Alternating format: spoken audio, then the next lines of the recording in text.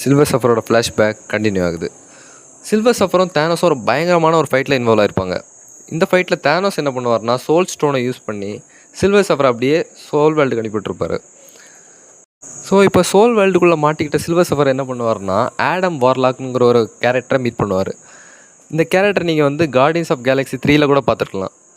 இந்த கேரக்டர்கிட்ட ஹெல்ப் கேட்பார். எப்படின்னு பார்த்தீங்கன்னா, சோல் வேர்ல்ட்லேருந்து என்னை ஃபிசிக்கல் வேர்ல்டுக்கு சென்ட் பண்ண முடியுமான்னு. எதுக்காகன்னு பார்த்தீங்கன்னா, டாக்டர் ஸ்ட்ரேஞ்சை மீட் பண்ணி அப்போ தான் தேனஸோட அந்த பிளானை சொல்ல முடியும், இந்த தேனஸோட அந்த குவெஸ்ட்டை வந்து தடுத்து நிறுத்த முடியும்னு சொல்லி இப்போ ஆடம் வார்லாக் கிட்ட ஹெல்ப் கேட்டிருப்பாரு. ஆடம் வார்லாக்கும் அதேமாதிரி டாக்டர் ஸ்ட்ரேஞ்சுக்கிட்ட சில்வர் சஃபரை வந்து அனுப்பி விட்டுருப்பாங்க. இப்படி தான் சோல் வேர்ல்டுலேருந்து திரும்ப ஃபிசிக்கல் வேர்ல்டுக்கு வந்திருப்பார். இப்படி தான் சில்வர் சஃபர் வந்து டாக்டர் ஸ்ட்ரேஞ்சை மீட் பண்ணியிருப்பார். ஸோ இந்த சீன் இங்கேயே கட் ஆகுது. இங்கேயே கட் ஆகி அடுத்த சீன் என்ன காட்டுறாங்கன்னு பார்த்தீங்கன்னா, தேனோஸையும் டெத்தையும் தான் காட்டுறாங்க.